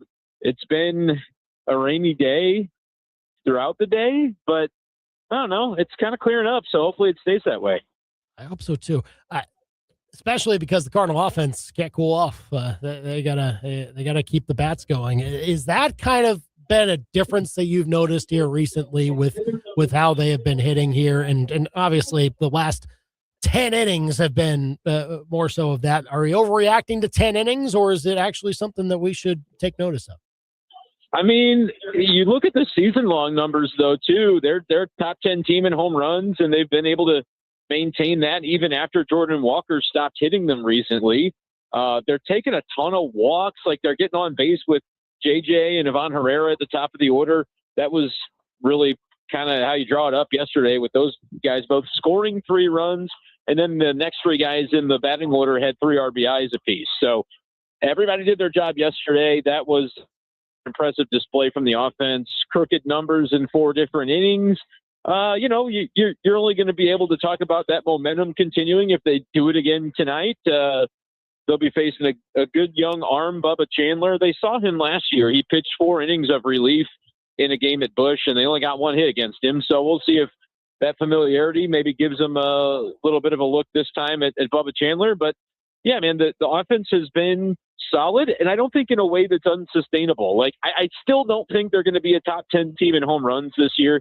But if I keep saying that and then they keep doing it, maybe at the end of the season I'll end up being proven wrong about that. But I mean, they've got guys who can hit it out of the park. They've got guys who can get on base. They're going to have guys with decent enough batting averages. I mean, they got a little bit of everything right now. And days like yesterday, it's 1 through 9. Everybody in the lineup had a hit, and those are days that you're probably going to come away with a win like they did. They need that about as consistently as they can get it, and so we'll see if that happens. I know, Brendan, though, like you're immersed in it. You talk Cardinals all the time. I know you want to talk about a different Brendan, Brendan Sorsby of Texas Tech. My guy. Your guy.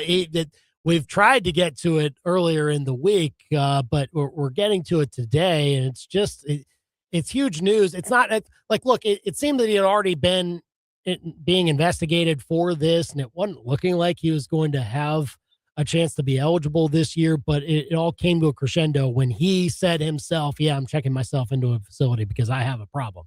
But that, I'll say it's a good thing that he decided that if he did in fact have a problem. This though is a huge deal in college sports because it's the most high profile player we have seen in football get caught up in something like this. And it makes me wonder how much more we'll see. But what do you kind of read into this? Yeah, and I'm reading what everybody else is reading, and there may still be more information yet to come out about this, but there's already been a lot that has. Seems like the dude was betting on a lot of stuff, right? Yeah. And based on NCAA rules, prior to recently, even including professional athletics, they weren't supposed to be involved in doing that. But that would have been, I think, different than what's come out about him while he was at Indiana, betting on Indiana games. He wasn't, I don't think, a participant really in those games, but was betting on Indiana to win. Like we talked about this enough times to know that that's probably the one that's really going to get you.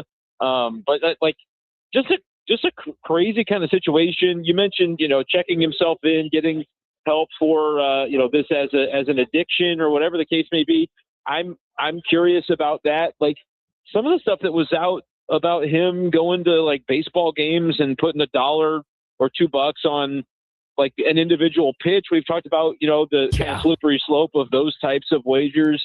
I think that's interesting because part of me is like, man, if you're only doing $1, maybe he was being responsible about it. But at the same time, it's like he was in his position as a collegiate athlete when it was against the rules to be doing it. But we just talk so much about sports betting now. It's so very ingrained in a lot of aspects of sports that, it's not surprising necessarily that we're seeing another incident where an athlete, and this one's a high profile one, Andy, this guy's was going to make billions to play at Texas Tech this year.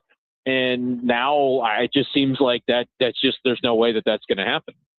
Well, yeah, it's fascinating. It's a fascinating spot for Texas Tech to be in, no doubt. They're the ones that all of a sudden, not in a good way. Yeah, with no spring transfer window, they have their quarterback room. They're going to have to play their backup this year. Oh, that is crazy to think about because they would have spent. Money's no object to those guys. That's right. They're bankrolling that whole thing with that one dude.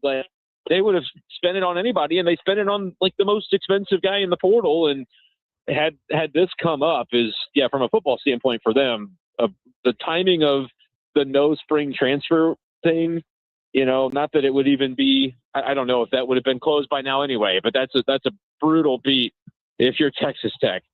It's really tough. And so with him, I do wonder though, how often are we going to see this now with high profile college athletes? Is Sorsby just the first of many more that we're going to see? It's clearly easier to catch them now. And that's a good thing. That is brought through because of the legalization of sports betting with how prevalent it is now. It also makes it easier to track down the people that shouldn't be doing it or are doing it to try and manipulate a system or anything like that. But I wonder. And it seems like this dude just was doing it for the love of the game, which is the part of it that just makes me. I'm just I'm torn on this one. He said, this was something that was problematic for me and my personality and my day-to-day life, and if that's the case, great. But also some of the stuff that's come out, I'm I don't know. That just sounds like the way you would say responsible gambling. Bet what you can afford to lose. Yeah. But that's a different conversation when you're, a high profile, which I guess at the time he wasn't, right? A high profile college quarterback, but now he is high profile and it's coming up from his past. Like I said, I don't know that there's a way he's going to end up being eligible. I kind of do feel like this it's a bummer. You betting on Indiana games is what's going to get him. Yeah. Everything else, I could look at it and go, you know what, even in the bylaws of how the NCAA is saying they'll rule on this, it's based on dollar amounts. And I think that's kind of crazy too, but they have to draw the line somewhere, right? Yeah, You know? and look, betting on your own sport should be a huge no-no. Like you just do it, can't. and you have to know. You have to know that you can't do it. And if you're the NCAA, you have to broadcast it loud and long that you cannot do that. All these other things I feel like aren't great, but you could kind of work around them. And this one's one that I just don't think they're going to find a workaround. And I don't know that they necessarily should because of the implication, the slippery slope, et cetera. Yeah, Billy, what you got? Well, we saw it on the coaching side a couple of years ago at Alabama. Obviously, a little bit different situation because it was insider info. But Brad Bohannon, 15-year show clause, he was fired on the spot for giving out insider information. Well, and he might be the dumbest of among us because he was at the betting window insisting that he had inside information to the person that wouldn't take his wager. He's like, "Sir, you can't bet $1,000 on a college baseball game." And he said, "But I know it's rigged." "Okay, sir, come with me." Yes, thank you for revealing yourself as to what you actually are. That is kind of making sure that gets out of the game is certainly important. But yeah, there might be a huge gray area. We saw this not too long ago when the NCAA they said, okay, we're going to lift the ban on athletes to bet on pro sports.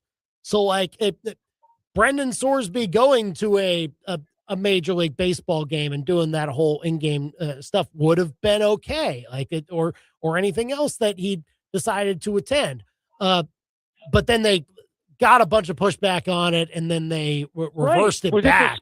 Was it the schools or the conferences that said, hey, can you actually not do that? Because that's going to put the conferences pushed back a lot on it, and the NCAA reneged on the ban. Which makes sense because if you were like in compliance in an athletic department and you're trying to like educate your athletes and players about just, hey, go ahead and don't do it because it's not worth the trouble. And then they go and say, yeah, but you can do some of it. Like, if you're a school or a conference, no, you don't want that. And so it's just that slippery slope aspect of it that is a headache for a lot of people. And this doesn't take any of that away. It's going to add to it. And it's hard, man, because you're dealing with 18 to 23-year-olds. Sure. And look, they're adults. They have to be held responsible for whatever decisions they make now. But again, like all of us can attest in this room, we were not the best decision makers when we were 18 to 23 years old. No offense, Billy. You're still in that age range. Yeah. But like we weren't like, and so it's hard to kind of grasp it when, yes, you are hearing those dueling messages. But here's the other part of it. Again, I'm not a college athlete, so the rules are different. But like, I love placing $5 bets on things. You know what I mean? Like, how can I necessarily fault him for some of it when, you know, in like the baseball stuff with him is getting swept into it. I'm not placing bets on baseball as someone that's writing about baseball. That's maybe like the closest example that I could come around to. But like him going to a Reds game, that feels like, yeah, you could do that. But then all the other stuff happens.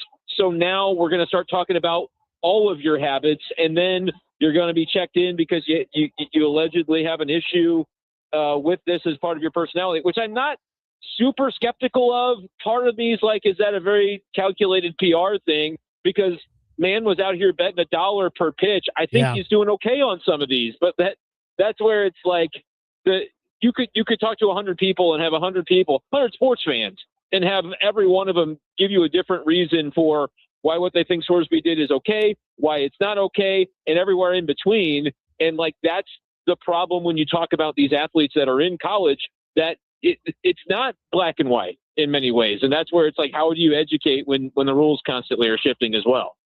Well, it's going to be fascinating to see how that situation unfolds with Brendan Sorsby now checking himself into a facility for a gambling addiction as it's being described. Brendan, thanks for calling in from Pittsburgh. Enjoy the game, and glad you dodged the raindrops tonight. I did okay. Yeah, not bad. We'll talk to you guys tomorrow. Appreciate you keeping the rain away. Thanks for coming in on the big show, KTGR. Thanks for Brendan for coming on. And up next, we're going to hear from Larissa Anderson of Mizzou softball as her team embarks on the final SEC series of the season. That's next. Now, your local sports center update on your total sports station, KTGR. Good afternoon, I'm Billy Jones. This Sports Center update is with Lee's Tire Company. It's round and rubber. Lee sells it. Lee'sTireCompany.com. Cardinals underway in just a couple of moments on KTGR. Game number 3 for them as they take on the Pittsburgh Pirates. Andre Palante on the mound for the Cardinals. He'll face off against Bubba Chandler. Last night, it was the Cardinals getting it done from behind the plate. 11 runs off 12 hits, and all 9 batters had at least 1 hit for the Redbirds. 3 RBI night for Alec Burleson, Jordan Walker, and Nolan Gorman as Kyle Leahy picked up his 3rd win of the campaign, going 5 1/3 and allowing just 3 earned runs with 7 strikeouts. Royals got it done last night in extra innings, 4-1, thanks to Bobby Witt Jr.'s 3-run shot in the top of the 10th inning. Salvador Perez homered as well on the night. Win number 2 picked up for Nick Mears, and it was Lucas Erceg who had his 7th save of the campaign. Royals underway tonight, game number 2 against the Athletics. 8:40 start time from Sacramento as Michael Wacha faces off against Luis Severino. Up next, your ABC 17 Storm Track forecast.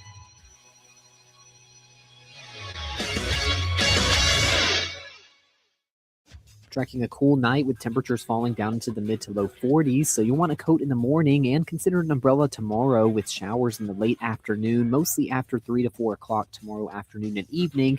We'll see drier weather for the weekend with temperatures in the 60s on Friday and Saturday, jumping to the 70s on Sunday with more rain chances by late Sunday into Monday. I'm meteorologist Nate Splater, and that's your ABC 17 Storm Track forecast on your total sports station, KTGR. On Simmons Field. Swinging a ground ball, hit past third and the left. That's a base hit. And across the SEC. Fastball, swing and a miss. He struck him out. The Tigers are ready to roar. There it goes. Long drive, deep right field. That is gone. This is your radio home for Mizzou baseball. The Tigers win this one in a walk-off here in the bottom of the 9th inning. Mid-Missouri's total sports station, KTGR. Hi, my name is Steve Duncan. I live in Jefferson City, Missouri. My wife and I have had a relationship with True Sun Exteriors back to around 2012, 2013. I mean, we've done numerous jobs, 2 roofs, 2 decks. They've always been very responsive when we've called. They've always treated us fairly. The big thing that we have noticed with contractors, whenever they do a job, they keep you informed. The communication is ongoing throughout the job. And the big thing is they clean up every day. You know, if at all possible, there's no mess left. There is a very close personal relationship with those guys, and we very much appreciate that. Kind of like dealing with a family. This is why I would recommend True Sun. The difference between a house and a home is the attention to detail. At True Sun Exteriors and Interiors, we'll turn your vision of a dream home into a reality. For more information or a free estimate, go to TrueSunExteriors.com. TrueSunExteriors.com. Hi, we're Midway Electric, and since you've got a nice large tax return this year, you've got the ability to put it towards something that lasts, like updating your bathroom with modern light fixtures or new kitchen lighting that pops. And Midway Electric is the team of pros you can trust to bring those dreams to life. From custom lighting to complete electrical upgrades, Midway Electric helps transform the spaces you use every day. Midway Electric, powered by people with pride. MidwayElectricInc.com. My name is Taylor, and I have had insurance with Phyllis Nichols and her team for over 9 years. One of our early claims, and as soon as that first hail hit our house, I texted Phyllis and I said, oh boy, we're in trouble. Phyllis walked us through everything, made everything very seamless. Phyllis made it so easy. Her team followed up, checked in, and really went to bat for us. When things weren't moving properly, she would make sure that everything was accounted for, and she really just did an above and beyond job for us and everyone we referred her to. Arbor Day reminds us that trees give us life. Unfortunately, more than 15 billion trees a year are cut down, and you can't grow a mature tree overnight. Advanced Tree Solutions does more than remove. They protect, diagnose, and plant the right way. Help save what matters. Respect your trees and replant right. Call Advanced Tree Solutions and give your trees the care nature intended. Advanced Tree Solutions, your tree's best friend. AdvancedTreeSolutionsLLC.com. Step into a real-life snow globe with Zimmer Communications and Colette Travel on this 9-day European Christmas vacation. Stroll through Prague, Dresden, Vienna, and Budapest. From castles and cathedrals to twinkling Christmas market stalls. Sip warm Glühwein. Shop handcrafted gifts. And even visit a family-run candy workshop. There's still time to experience this trip of a lifetime. Save up to $350 when you book before June 7th. Learn more and reserve your spot today at ZimmerCommunications.com. When you have a great product, it's not hard to sell, and no one has a better product than Fuse 32. When you're a part of our sales force, our creative team makes your job a lot simpler, like selling a fully loaded SUV with TVs in the back for the young family, and a third row because they're expecting more. It's a win-win, and everyone's happy. You'll have total confidence in yourself, the team alongside you, and what you offer to clients. Apply now at Fuse32.com. Fuse 32, there's nothing we can't do. Your daily fix of local sports lives here. This is The Big Show on KTGR.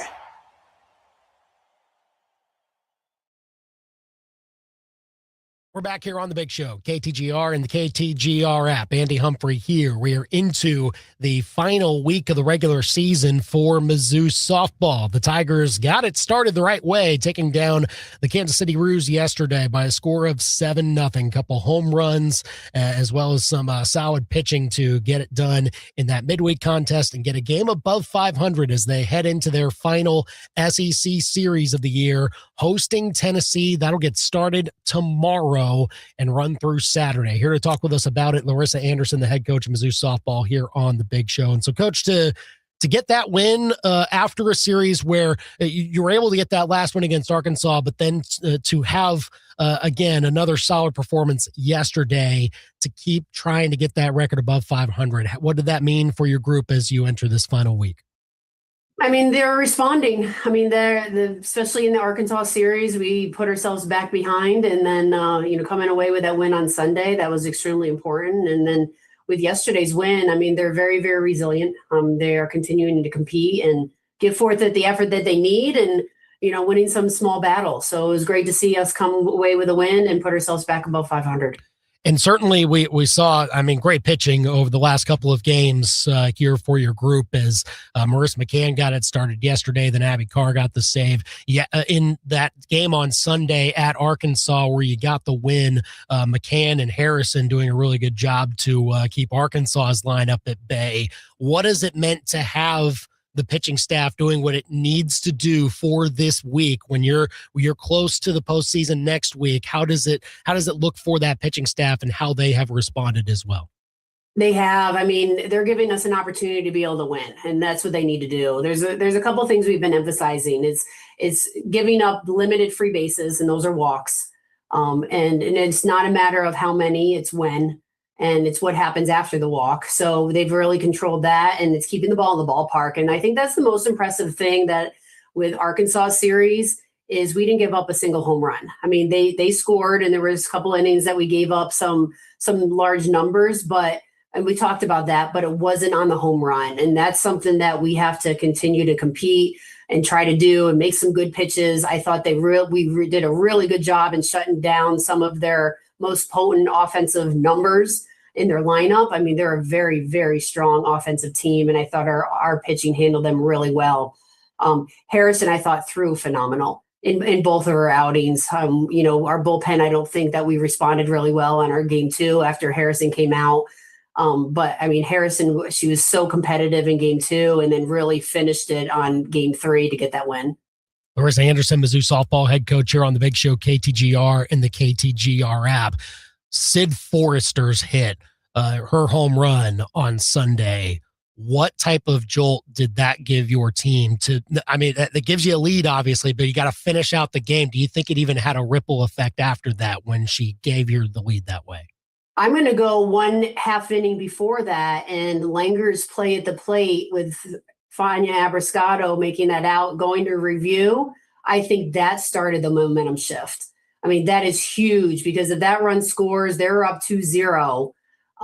Totally different ball game. And to get that out at home plate on a play at the plate, carry that momentum into that next half inning, which really, I think, sparked her offense. But getting that home run from Sid Forrester, I mean, we know she has the ability to hit it out every single she times up. She's had some really loud outs and some warning track shots and some line outs, and capitalizing in that opportunity when they make a pitching change and getting on the second pitch that she saw was absolutely huge. It's huge for her, and it was huge spark for the team in general. And of course, yesterday you get more offense from your group. Great to see Sanaya Hill with her first collegiate home run, Abby Hay delivering another one, and then you're able to pour on in the fourth and fifth inning to get your pitching staff the support they needed.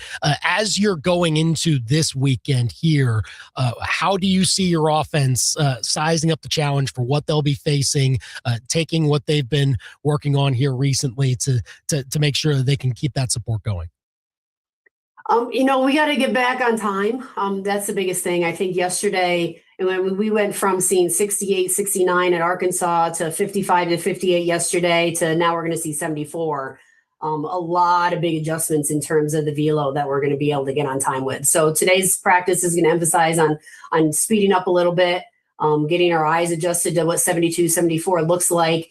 And we got to control the strike zone. Like, it doesn't matter if you're facing 55 or 75. Like, if you swing at balls, you're going to have bad results. We got to swing at strikes.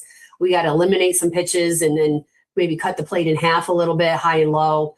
We got to stay disciplined. So when you're facing an All-American, like we're going to see, and they have 3 potential All-Americans on their pitching staff, we got to have real good control of the strike zone and real good discipline on what we're trying to hit and what we're not. The one thing is the pitching is going to generate the power. Like, we don't have to try to generate that power. The power is going to come from the velocity that's coming in. We just got to make sure that we are on time for what we're swinging at. Makes a lot of sense. Larissa Anderson, Mizzou softball head coach here on the Big Show, KTGR and the KTGR app. And then for their lineup, what do your pitchers need to be ready for there, and how can they keep this good stretch of momentum going into what Tennessee has shown to be a pretty opponent lineup too? Yeah, and they have 5 lefties that have been starting in their lineup. So that's going to be a little bit different. So we got to be able to attack a little bit differently than we do right-handed hitters. So it's keeping them off balance and being able to have a different mix, which we're capable of doing. It's just a matter of let's have a little bit prep today on what we're going to see from them. They have a lot of power potential. They have quite a few that have 10-plus home runs. So again, it's keeping that ball in the ballpark, keeping them off balance. They're a strong team. I mean, they play extremely well. They have dynamic people throughout their entire lineup, but it's making some good pitches at some decent times. It's senior weekend as well. You'll be honoring your seniors with this being the last few home games of the regular season. Sierra Harrison, Hayden Sokolowski, Kaylee Langer, Courtney Donahue. What has this group meant for your program? Some of them may be coming to you a little bit later on in their college careers, but I know in the case of Langer and Harrison, it's been all 4 years for you. Yeah, and I'll start with those two. They were one of my first recruiting classes. They were through COVID, so they signed virtually.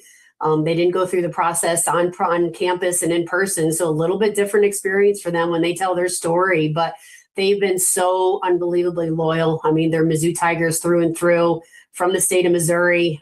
They're every true Sons. I mean, they bleed black and gold, and I'm just so proud of the legacy that they've left. They're going to be remembered for a very long time and in their contributions to this program as people and obviously as players, but more so importantly as people and who they are and what they represent. Sokolowski and Donahue have bought into the program since they've been here. I mean, they're really well received and wonderful, wonderful young women that I know are going to be really successful. I'm happy for all 4 of them in how they're going to continue their career. They have a real strong career path that they already have in place. Sokolowski is going to be playing volleyball next year at Wright State. Real excited that she's going to continue to be a collegiate athlete and use her last year of eligibility as a collegiate athlete playing volleyball. Courtney Donahue is going to be attending physical therapy school here at MU and has been accepted into their graduate program. Kaylee Langer has a teaching job already lined up back in her hometown in Missouri. She's going to be an education teacher, and then Sierra Harrison is going to be a grad assistant going on to teach the next future of softball players. So just excited for all 4 of them. I'm proud of who they are and what they represent, and I'm excited for this weekend to honor them. Sokolowski's already shown the hops a little bit, how she can scale a wall and bring home runs back a little bit. So it may be a perfect fit for her. That's very good to hear. Those 4 seniors being honored this weekend, as Mizzou softball does have some important games to deal with against Tennessee to close out the regular season, as the Tigers will close it out at the Mizzou softball stadium Thursday through Saturday, 6 o'clock Thursday, 6 o'clock Friday, and noon on Saturday for those games against Tennessee. And great to have Larissa Anderson here on the Big Show KTGR. Thanks, Coach, for coming on. Enjoy the games this weekend. We'll talk soon. Thanks, Andy. MIZ. ZOU. It's the Big Show on KTGR and the KTGR app. So very important weekend for Mizzou softball, beginning essentially tomorrow when Tennessee comes to town. Mizzou is going to need to win at least one this weekend in order to have a shot to finish above 500 at the end of the season once the SEC tournament is done. So if they win 1 out of 3, they'll finish the regular season at 500, and then we'll need to win 1 next week at the SEC tournament to ensure they can finish at or above that mark and be eligible for an at-large bid in the NCAA tournament. Now, if they win 2 out of 3 this weekend, then they'll pretty much guarantee that. They won't need the extra win next week at the SEC tournament. So we'll see what Mizzou softball can set up for themselves, but they are going to need to have at least 1 win, it looks like, this weekend against Tennessee if the Tigers want to be eligible for an at-large bid into regionals to get back in after missing it last season. So we'll see if Mizzou softball can do that as Tennessee comes to town for 3 games to close out the regular year. And we appreciate head coach Larissa Anderson for coming on, as well as Matt Hamilton of FanDuel TV from earlier last hour. And we appreciate you for joining us today. Turn your radio on to hear the Cardinals right now take on the Pirates, and we'll see you at 4 o'clock tomorrow. He's producer Billy. I'm Andy. We're done for now.